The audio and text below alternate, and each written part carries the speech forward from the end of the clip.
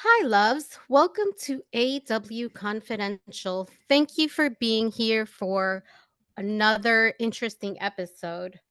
I started this platform as a way to blast the doors off topics that for decades have been taboo, ignored, or shameful in some way. Generational trauma can be a bad word in our community.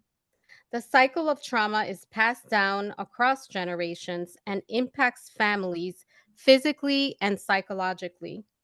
It is important to understand that these can stem from biological or learned behaviors and can happen to an individual or a group.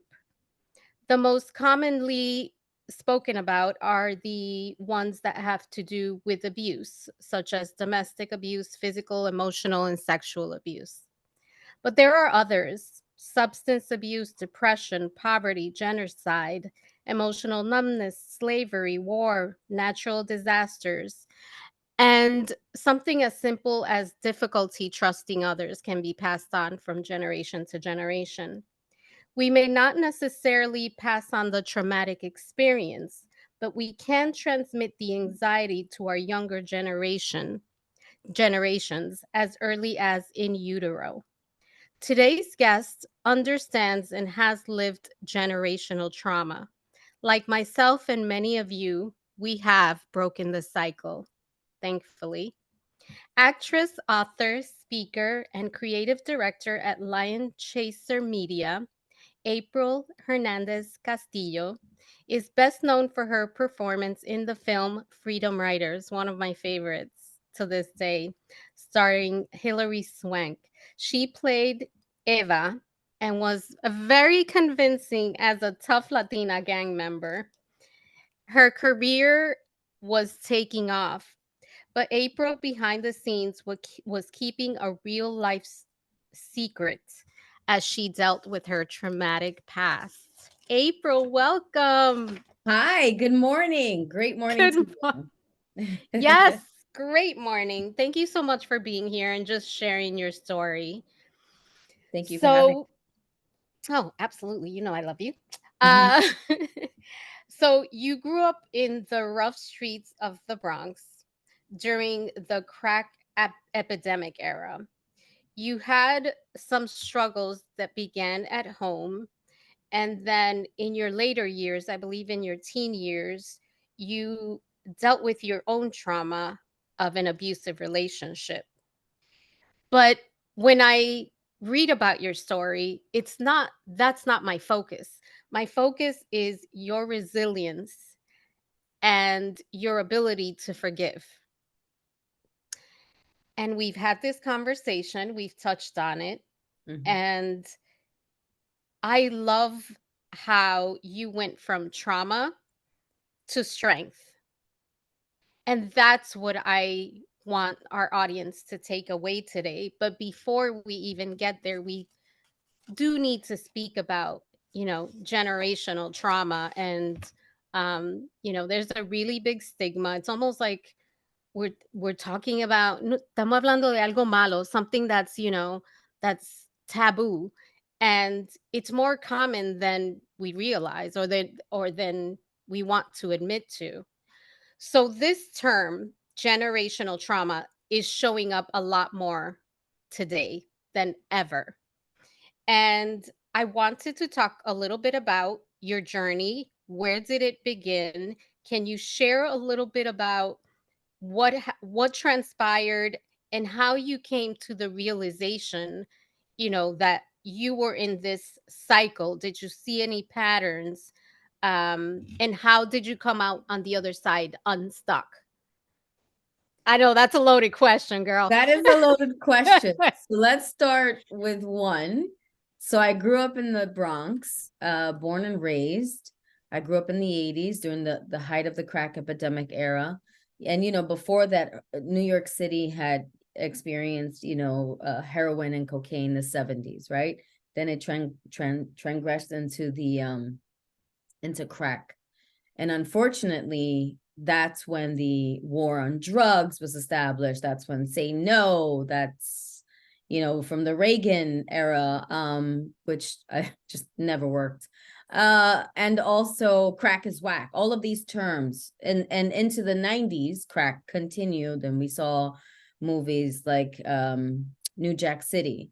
And I remember watching New Jack City and thinking, wow, I grew up in that kind of neighborhood. Oh, I'm still growing up in that kind of neighborhood, right? So I think it started more like early 80s, mid 80s, and then it really leaned into the 90s, because that's when drugs was at an all-time high. Drug dealers, that's when you really saw drug dealers and cell phones and beepers. So I think it took almost sort of a decade to finally, reach as many people, and Brooklyn and the Bronx and Washington Heights especially.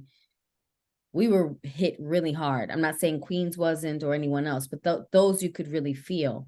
So despite growing up in all of that, and the Bronx is still tough, this Bronx is still absolutely dangerous, which really makes me sad, because I'm a Bronx girl.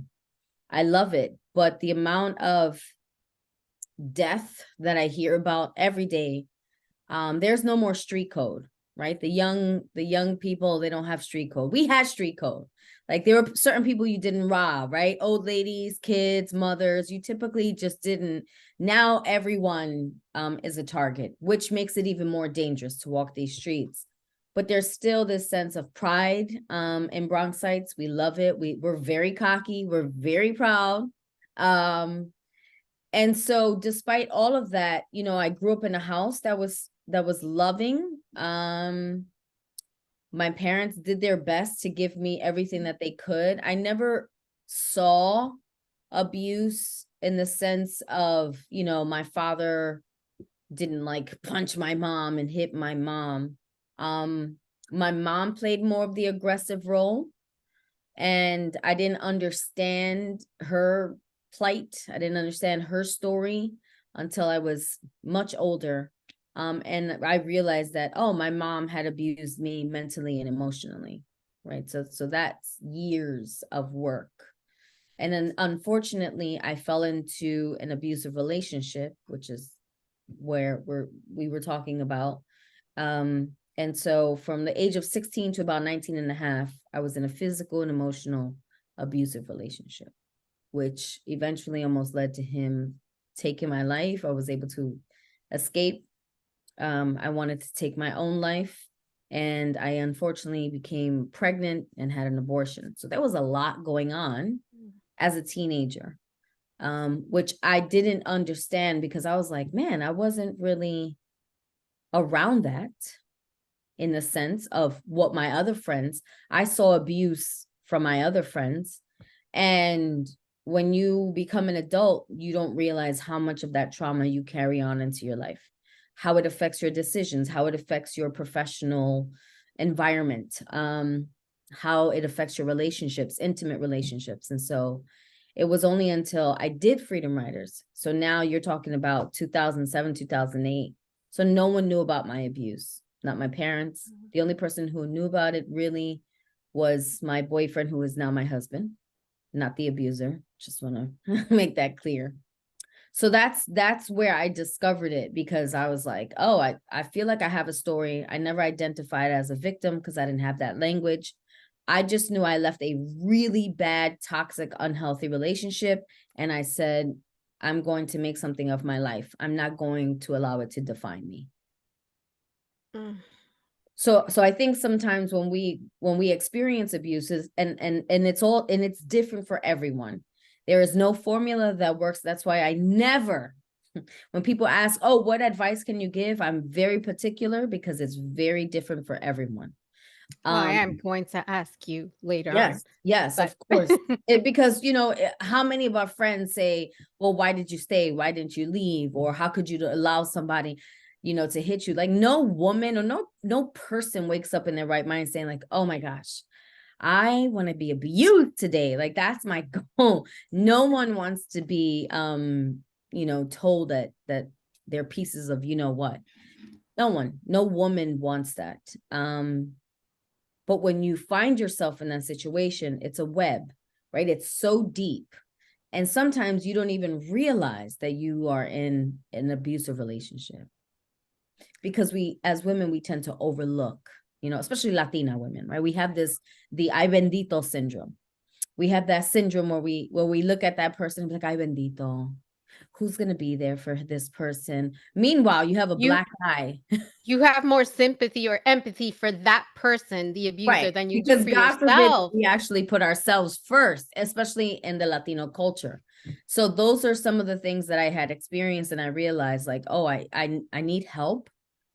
I need to understand where this came from. But was there a point where that sort of helped you make that shift, or did one day you just realize I can't do this anymore? Or did something The trigger that moment? the shift to leave the relationship, Yeah. the shift to leave the relationship when I was 19 was because I wanted to kill myself. So the thought of, and we didn't even really understand the word suicide, because no one committed suicide. Like, if a person committed suicide, number one, you never knew about it, you never heard about it. No one really in the Black and brown community was committing suicide. That just wasn't a thing. We just dealt with life. Yeah. You know what I'm saying? You either ran away from your problems, you got high, you just, Drank, you drank it. bad relationships. Bad Yeah. relationships, you're like, all right, I left, but when I was a teenager and I was thinking, like, I don't want to live anymore. I don't want to wake up anymore, because it was that so much pain and disappointment and shame, which was heavier than anything. Having the abortion to me was worse than the actual abuse, right? Because it was something that I was making a decision, and like, I never wanted to make that kind of decision, but I knew I couldn't raise a child at that age with someone who was that evil. And I'm glad that you Yeah, didn't stay. I mean, I'm very careful when I talk about my abortion, because everybody always wants you to either take a side or take a stance, and I'm like, listen, I It's did it. personal. It's very personal.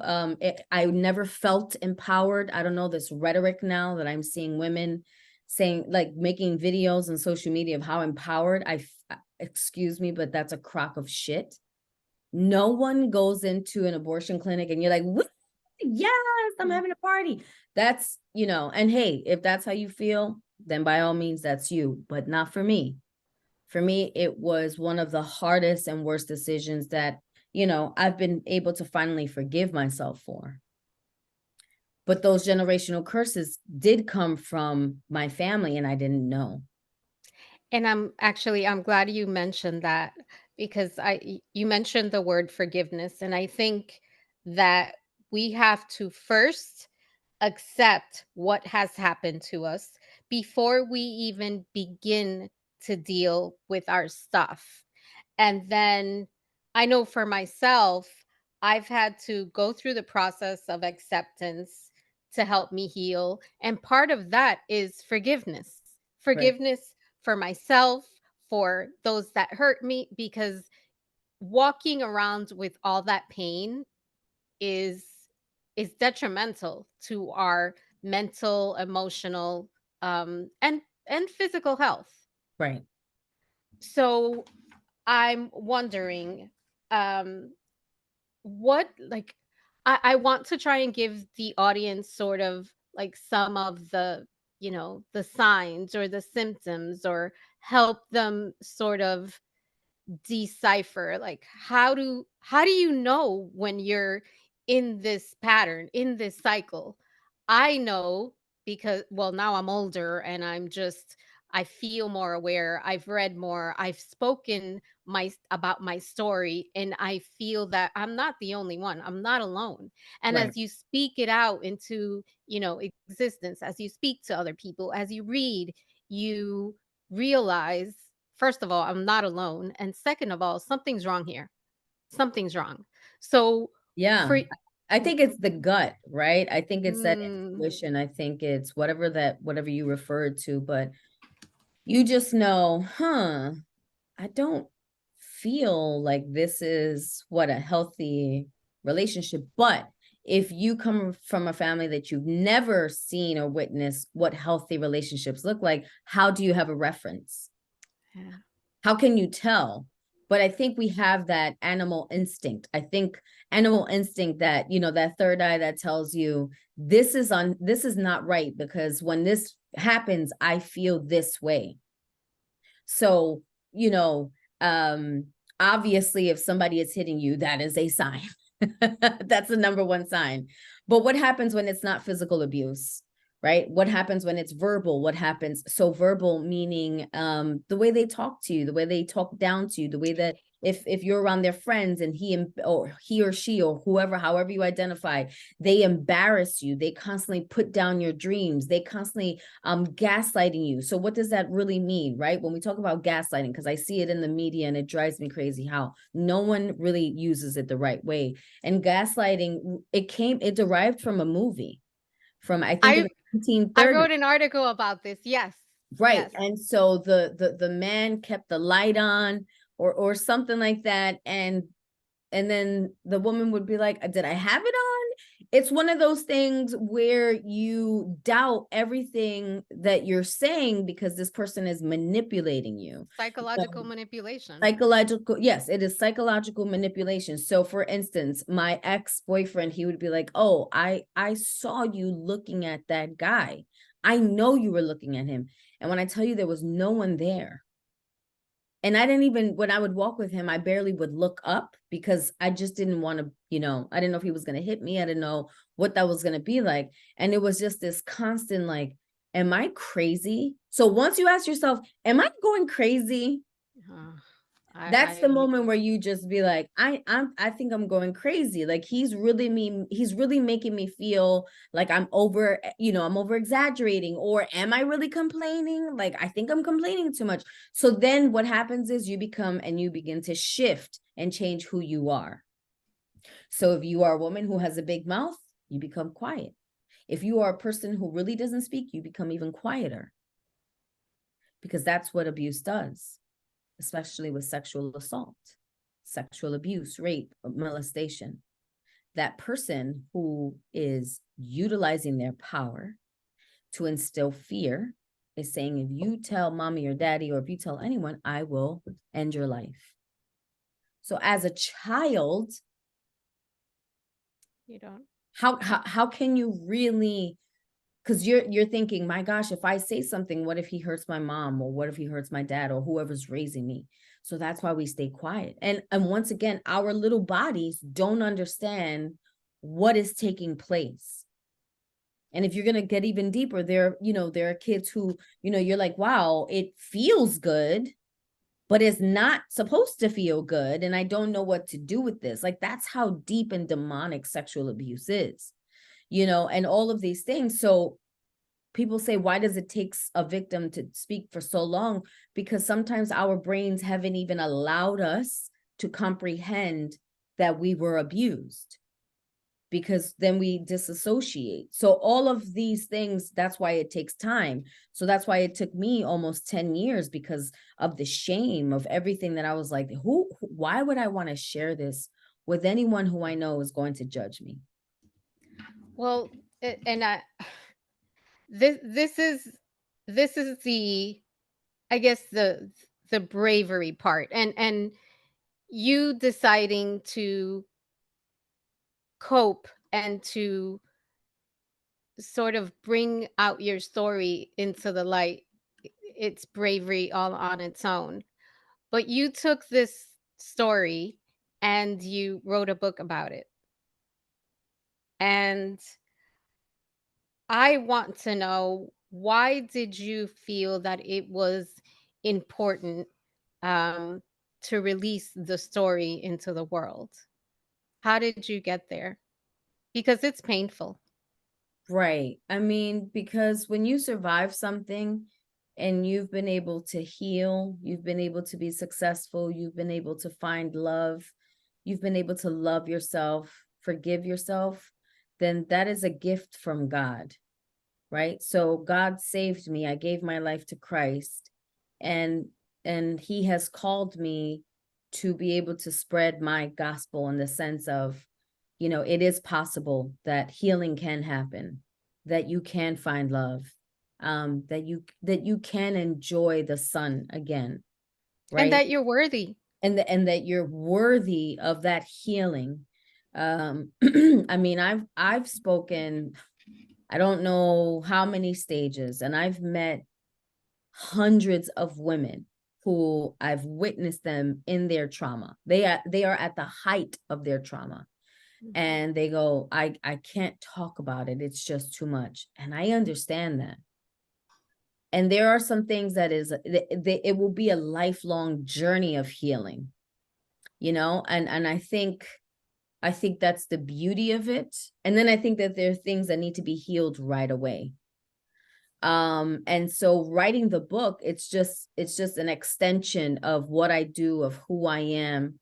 I write it for the little girl and the teenager that I wish someone would have written a book. I wrote it for the woman who is secretly ashamed and just can't move past and doesn't think that she's worthy.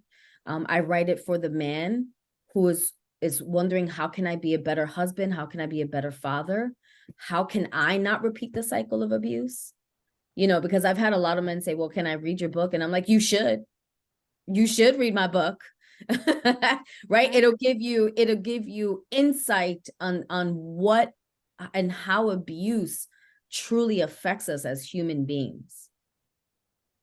So it's you know, and once again, it's like stories can impact lives, right? Absolutely. It, That's why we do what we do. that's why we do what we do. That's why we get up. That's why we write, because maybe some people don't have the courage, you know, to get on camera and to share their lives. But if a person can read words, and then it gives them the courage to be like, wow, let me write about, even if you write about it and no one ever sees it, that's beauty. And that's why Freedom Writers was so powerful. You know, when she hands them the book, she's like, it doesn't matter. No one's going to judge your words, but you deserve to express your pain, your whatever you're going through, because your words matter.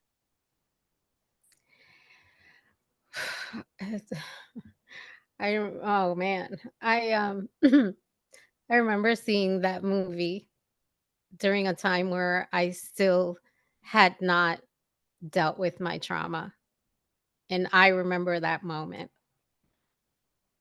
And it's powerful Yeah, because I mean, I've been writing journals, wow, since I was 14, but I wrote because I couldn't talk about the things that I was writing about. right. And I remember seeing that on screen and I was like, wow, it sort of clicked. Um It clicked for many people, and it even goes back further to Anne Frank. You know, we tell people, you have no idea how your words can impact the world.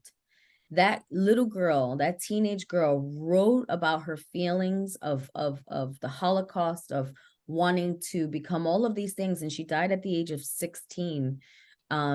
And it was years later that her diary was discovered, and then her father was the one who published it. And I think it sold over 30 million copies, translated into 60, I think 60 or 66 languages. And she never saw the light of it.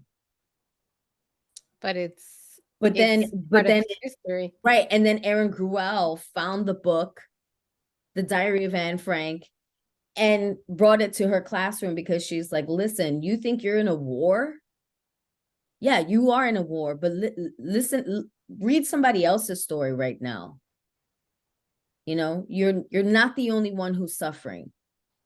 And right now there's so much suffering in this world. Right now there's a war going on, and we're seeing it live. And you just think, man, am I living?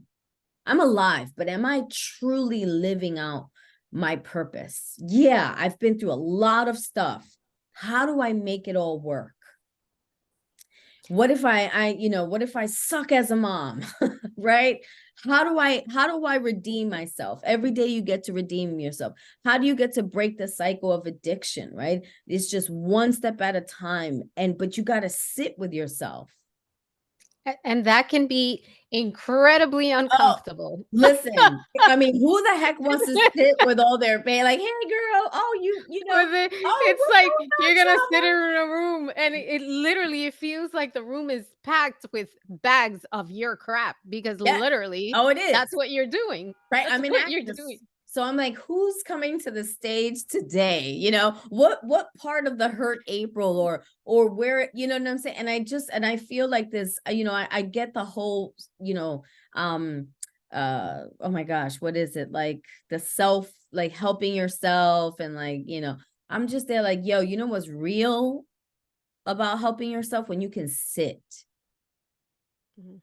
when you can sit in your ish and really allow it and feel it, and you know what I'm saying? Yes, getting your nails done, pampering yourself, I think that's all great and dandy, but that is only the outside.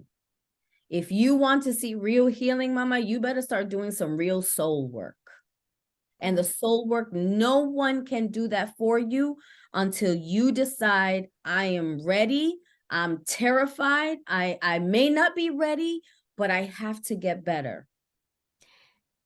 And actually, I do want to ask you about this because we are moms, and I mean, the level of impact that you have on your children is it's lifelong. Yes. So, how do you how do you deal with your children knowing about your trauma? Because you wrote a book Mhm. and it's all out there. How has that been? Oh, it was amazing. I can't wait for my daughters to read my book. My Summer Rose is 10 years old, and she loves to read. And one day she was like, "Mom, can I read your book?" And I said, "There's certain chapters you can read. And then there's certain chapters that I want you to hold off on. And maybe when you're like 16, I'll let you read the book because you know, I think you'll be able to process it more." But it was amazing because, I wrote the book during the height of the pandemic, and my daughter would see me writing, and she had no idea what I was writing about. There were times where she would catch me crying, and she would just encourage me. And my mom never allowed me to encourage her. So Mhm. I allow my daughter to see me cry. I allow my daughter to encourage me. I allow her to give me words of encouragement and empowerment. She prays for me constantly. And so those are the ways that I've been able to break the cycle because, my mom was, she was an alpha who had a very tough side to her, and she taught me how to be tough. I always say my dad taught me how to love, my mom taught me how to fight. Wow. And now you do both. Both, right? I teach my daughter Yes. how to fight. I'm like, because Yes. you're a fighter. You were number one. You're Latina, and you're a New Yorker. You have to be tough. That's just what it is, And people be like, "Oh, why?" Walk the Yeah. streets of New York City, and you'll understand why. Don't be judging, Yeah. okay? And the and she'll take that wherever she goes. Everywhere, and Yeah. it's wonderful because I said you have so many wonderful characteristics that's who you're going to be for the rest of your life. And as a parent, it is my duty to bring those out of you, to call out the leadership, to call out everything that I know you're capable of being. And my words and my husband's words and her identity in Christ, that's what's going to build her identity. Um I don't need anyone trying to impact my daughter's identity because we have an identity issue in this world right now. And so, as parents, you are supposed to do that. That's why you're called a mom and a dad.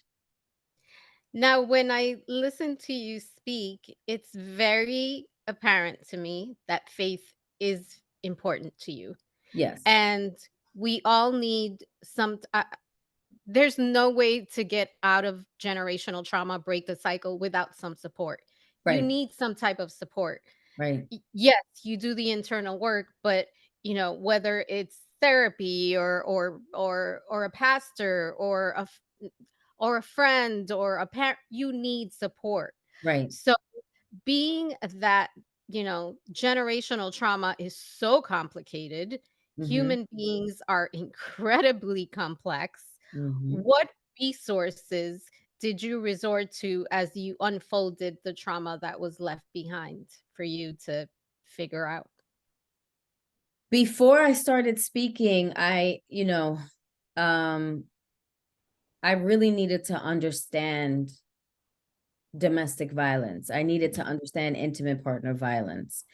And I started taking classes. I started with this organization called Connect Institute in New York, and they've been my mentors. They literally showed me why it happens. I mean, some of the best teachers I had access to, because I needed to be responsible in whom I communicated with, especially as a speaker. Can you imagine if I just went on stage and I was like, men suck, like that? But if you're still operating from a place of pain and hurt, that is how you will lead.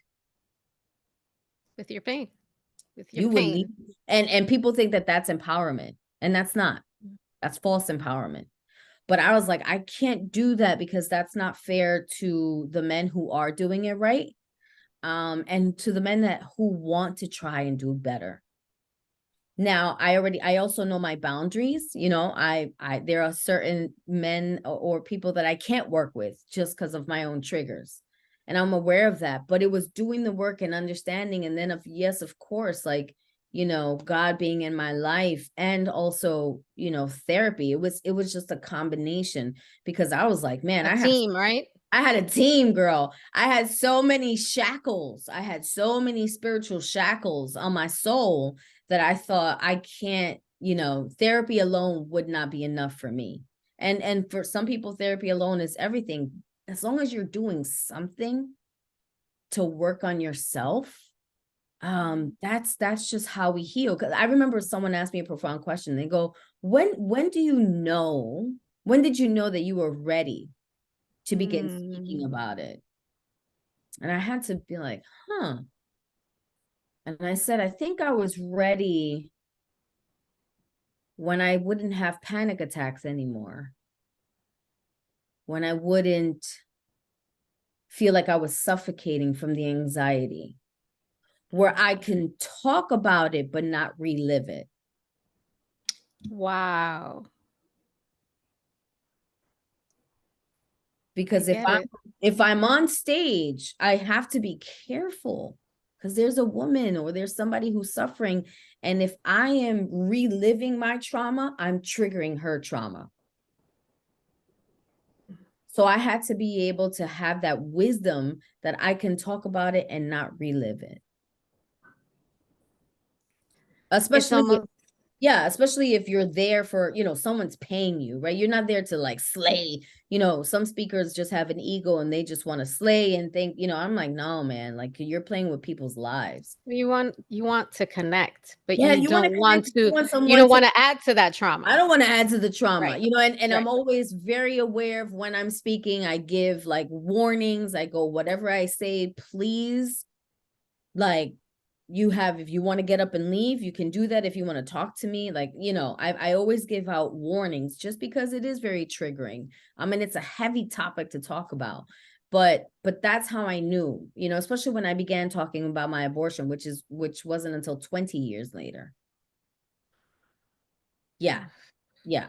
Because that was a whole other, like, you That's know, trauma, that is also trauma. yeah, that's Whether very you choose it traumatizing. or not, I think that Yeah, is also it was trauma. traumatizing, and now I can fully talk about it, and once again, I'm not reliving it. I'm not, my body, the trauma has left my body, but the memory Well, is still there. oh, well, what is it they say? You forgive, don't forget. Right. I mean, so one of the things that I think is important to do, and there's been so much to unpack, and I know we could speak for hours. Right. I do like to leave our community with some sort of, I'm not sure if it's, you want to use a mantra or advice or a quote or just some type of inspiring um, message. So, for anyone in our community who's listening and who feels like, I want to break the cycle, I am ready to break the cycle, what would you say to them? Because I think the first part is sort of acknowledging that there is trauma, that there is a problem. What's next? What would you say to that person?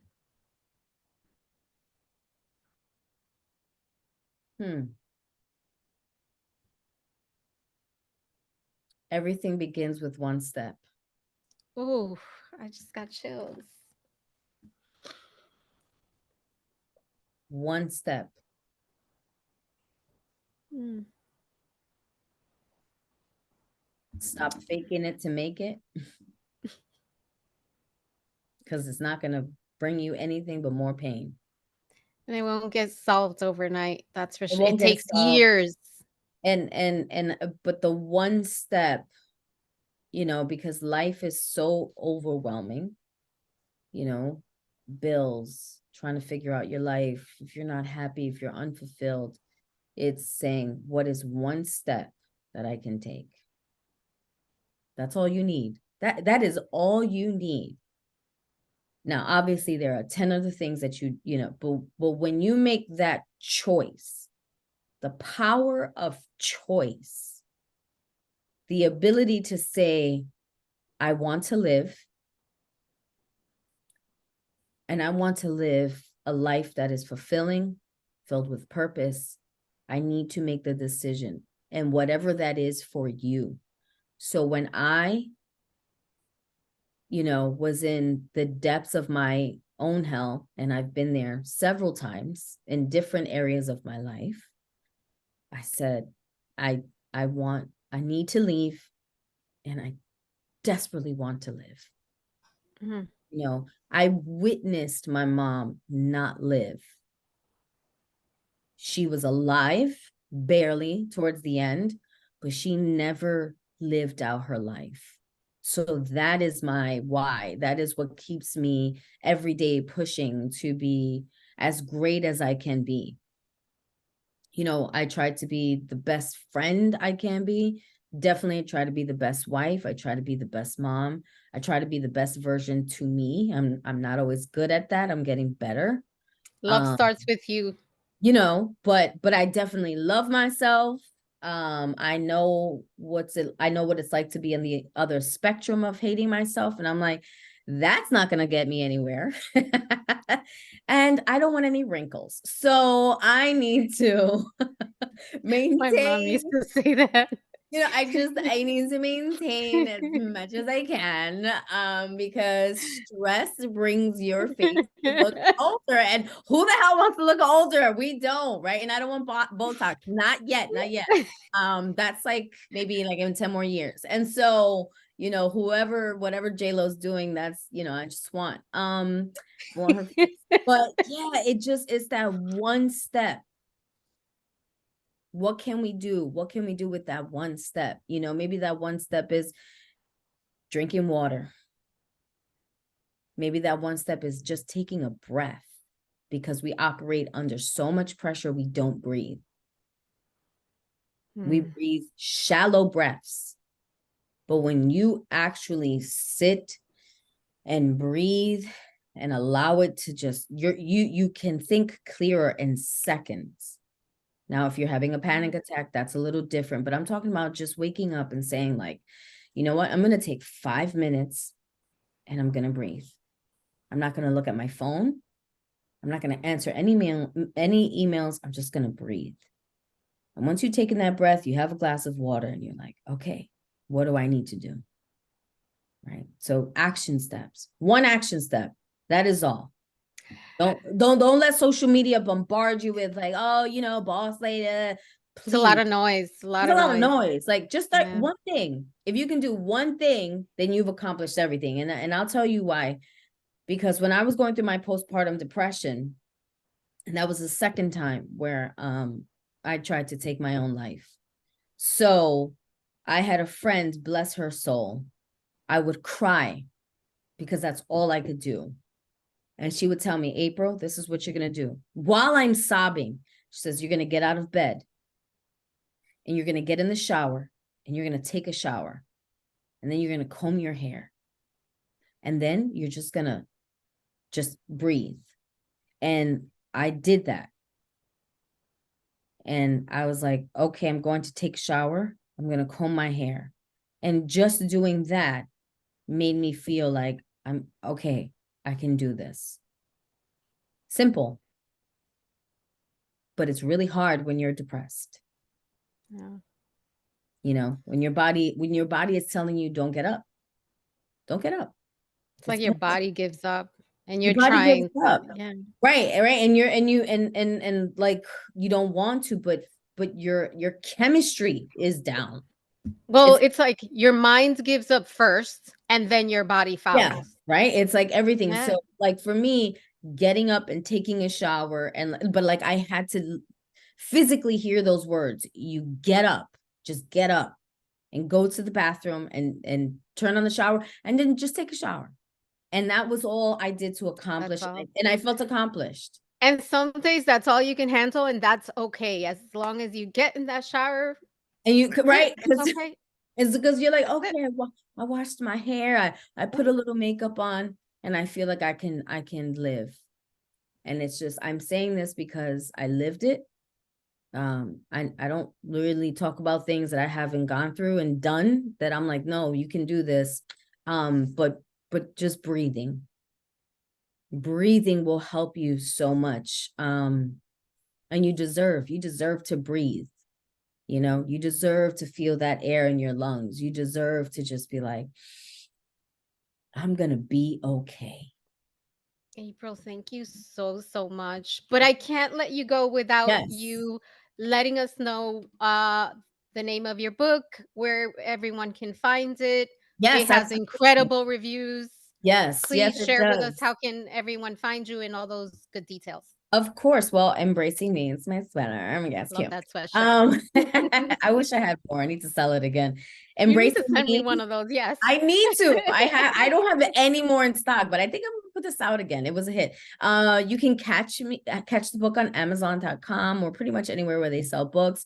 Embracing Me. It is a memoir. It is for everyone and anyone who is just in a place that you need to laugh because you will Mhm. cry, but you will find the strength to just be able to move forward. And I'm so proud of the book and the team that helped me. So thank you for allowing me to speak about all of this. I hope what we said, I know it was a little heavy, but I hope that someone walks away feeling a little bit more enlightened and that they can take their first step. Oh, you're amazing. You're a beautiful soul. Wait, your social media. How do Yes. people find you? My social media. Well, if you are on Instagram, you can catch me at April L. Hernandez. And if you are on LinkedIn, you can catch me at April Hernandez Castillo. I know too many names. And I also have my website, aprilhernandezspeaks.com. Thank you, thank you, thank you. You're a beautiful soul. Of course. Thank you. And thank you, loves, for joining us on this really important episode of AW Confidential. I'll talk to you soon.